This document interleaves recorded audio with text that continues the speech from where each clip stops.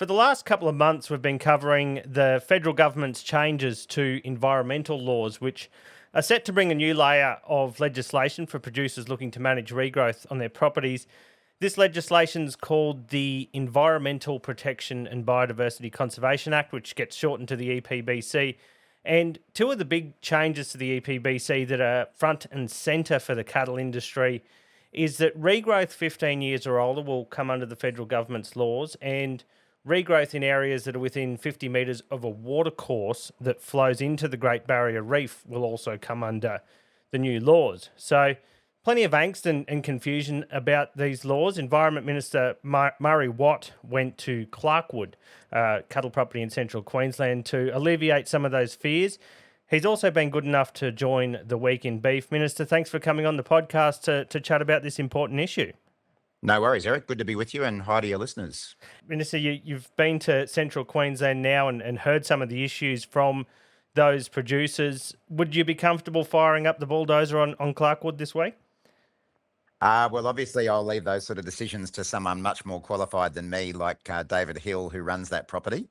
But look, I think it was a really productive visit to central Queensland, getting out on farm, meeting with producers, meeting with representatives from AgForce. And I guess it gave me an opportunity to better explain the changes that we've made and why we've made them, and just as importantly, what the changes don't mean. But equally, I think it was important for producers to have an opportunity to talk directly with me about their concerns and make sure that we had a better understanding of what their practices are and what would be okay and what might not be okay under the new laws. So I think it's always healthy to get people together to talk things through, and I got a lot out of it, and I think the producers did as well. Yeah, well, I did have a chat to them after that meeting last week, and they certainly seemed to come out of it feeling a bit more optimistic than what they did going into the meeting. Minister, we've heard from a lot of other people in the industry who are concerned about these laws. So we've had producers looking to push mulga with it sort of getting a bit dry in some parts of Western Queensland and New South Wales. We've had producers who have spent sort of tens of millions of dollars on property based on a vegetation plan that's locked in. I think there was even a producer there who had bought his first property with a vegetation plan and wasn't sure what the future holds. A real estate agent who says he's lost a couple of sales already as a result of these laws. What would your message be to other people who are concerned about these laws? Yeah, I think overall my message is that it's important that people take a little bit of time to have a look at what the changes mean and what they don't mean. I understand that when significant changes are made to the law, it can take a bit of time for people to get their heads across them. It can take government a bit of time to properly explain what the laws mean, and we're in the process of providing updated guidance to people because there's a responsibility on us to make sure that we properly explain these changes. But also, I'd just ask people to not fall victim to some of the sort of more outlandish claims that are being made by some people in this debate.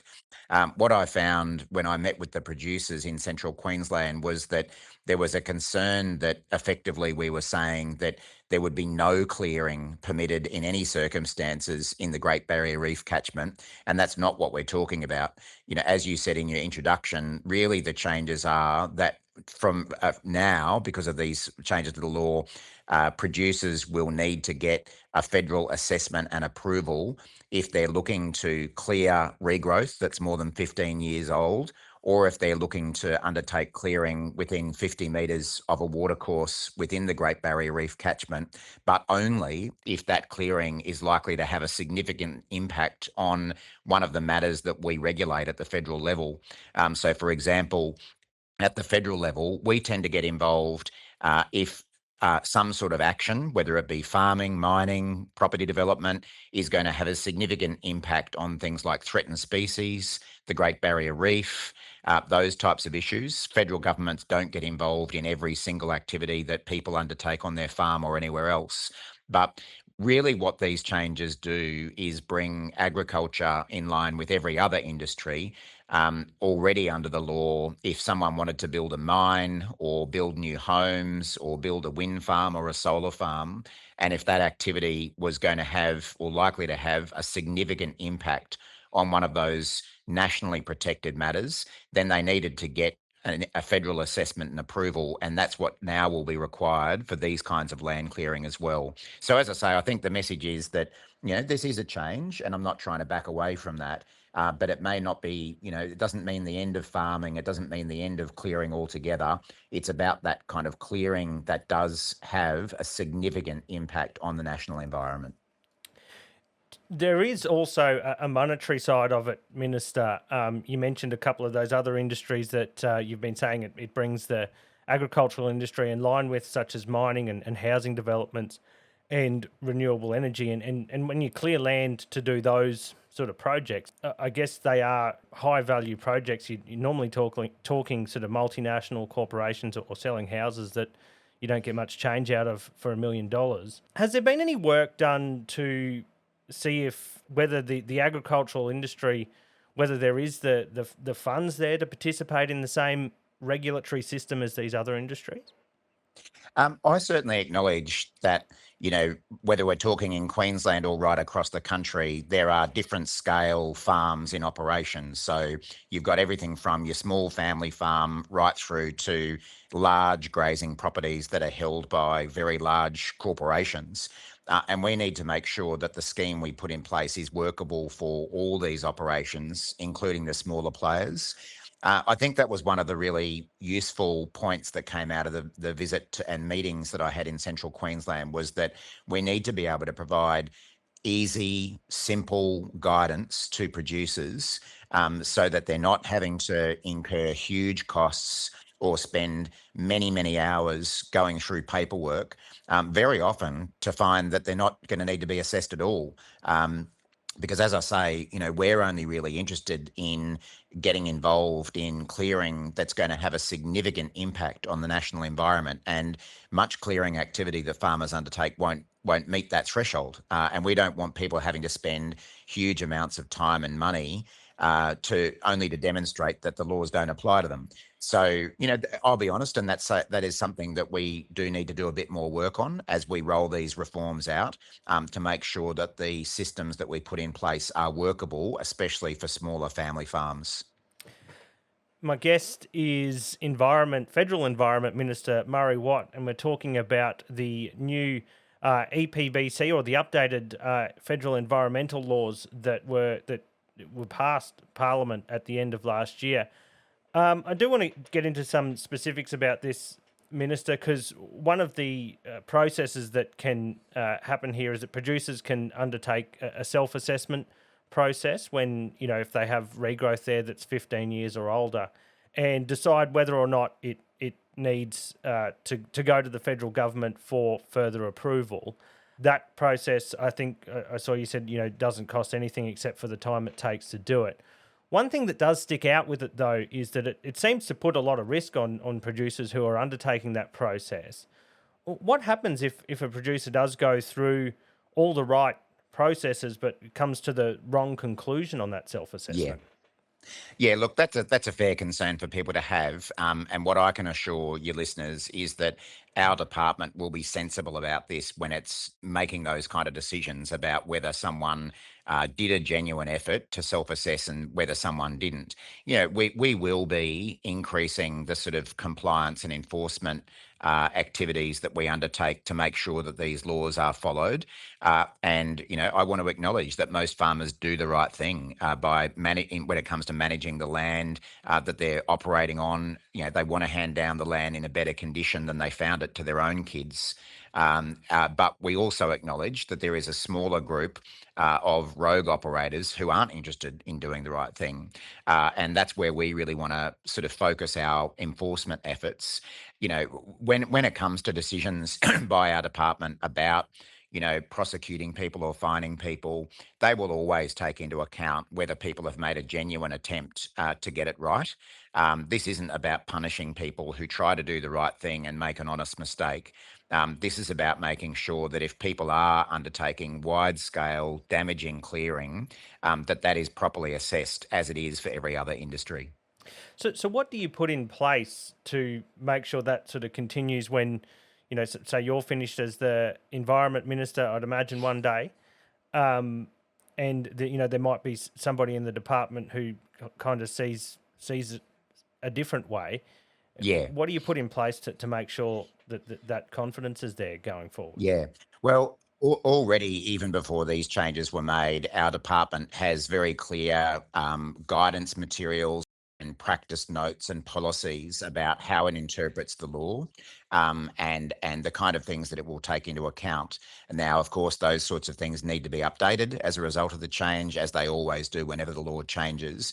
But there's a very strong practice within our department of, more than anything, actually trying to educate and inform people about what their legal requirements are, and then only coming down on people if they've quite clearly done the wrong thing. So before too long, I know that my department is intending to send more people out into the field to explain what these changes are, what they mean, what they don't mean, because we want to do everything we possibly can to help landowners meet their legal obligations and not be fearful that they're going to accidentally do the wrong thing. What resources are available there for them to be able to make sure they are doing the right thing and coming to the right conclusions and everything? Well, already on my department's website, there's some quite detailed information available. So that's on the Department of Climate Change, Energy, Environment and Water website. If people want to hop onto that and even just Google land clearing EPBC. I did it myself just earlier to remind myself of the details. It's all, and there's information in there for people to have a read. But we will continue to update that information as new issues come to light. We obviously can't be providing people with an individual assessment on a website when we haven't had an opportunity to assess what is proposed for an individual property. But we certainly can provide some general advice to people about what their obligations are and what they'll need to do to comply. So that information is available on our website. We've also got a hotline that's been established for a while that landowners can call if they want to talk through whether they might be covered or not. And we'll continue to update that information as more information is needed. In fact, I can give you that hotline number if you like. I've just looked it up. It's 1-800-920-528. And that will have people available to answer calls 9 to 5, Monday to Friday, except for public holidays. Could I do a self-assessment for some clearing today? Yeah, there are tools available on our website for people to do their self-assessment, but I would probably encourage anyone who's looking to do so to get in touch with that hotline, get a little bit more advice from our department, because I recognise this is the first time that many people will need to do so, and able to provide even better direction about what's required to do a self-assessment. I do have one question about the 15-year limit, which is probably one of the more, as you'll appreciate, the more controversial parts of the legislation. And I was talking to a producer the other day who was saying that he blade plows. He's in a drier area of the country, and that cycle for blade ploughing is longer than 15 years. For that reason, it just doesn't sort of respond like some of those higher rainfall areas does. It's also very expensive to blade plough, $150 an acre. He's now saying that he might clear that land more often just to keep it under the 15 years, and perhaps, when it's not ready, it's just not the right conditions. Are you concerned about some of these unintended consequences that might arise? Look, we of course want to avoid those sorts of unintended consequences from these laws. I mean, one of the challenges you've got, I guess, in framing legislation is that ultimately you've got to pick a year, in terms of the regrowth age, and stick with it. And there'll be different people who've got different views about what that year level should be and whether it should be different in some areas compared to others, or some types of vegetation compared to others. I think whatever year that we picked, we would encounter those sorts of issues.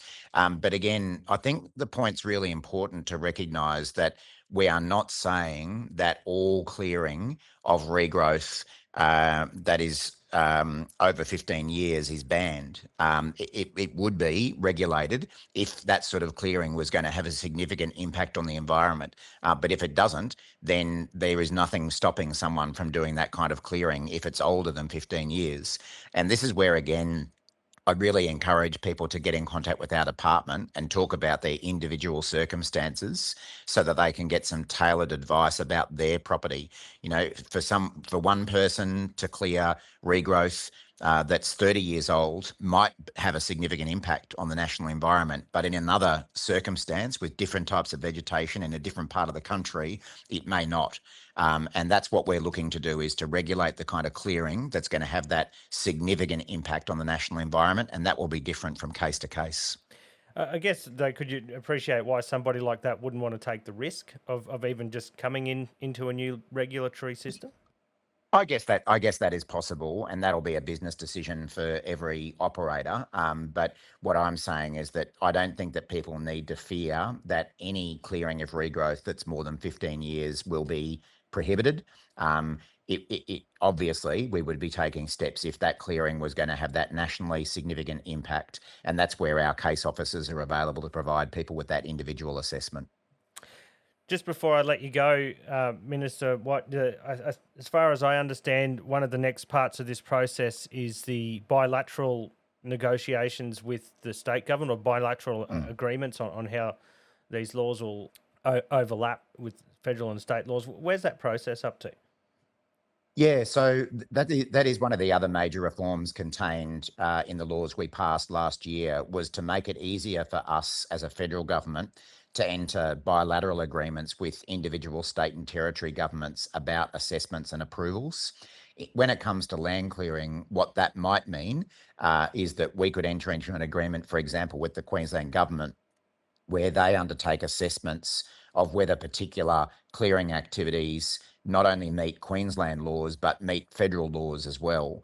Now, obviously, we've got a bit of work to do to reach those agreements yet, but I've had some positive discussions with every state and territory environment minister, and there's a lot of interest in doing that. Because one of the things we also want to achieve with these reforms is to simplify the processes as much as we can.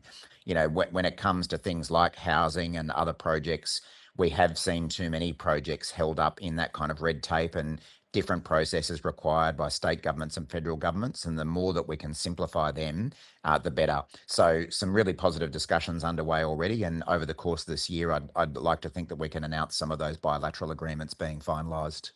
What sort of timeline are you looking at to have all of this legislation, in place, I guess, in a practical sense? Yeah, so the changes to the laws regarding land clearing took effect pretty much as soon as the laws were passed. But we are going to be progressively rolling out some of the new changes as the year moves forward.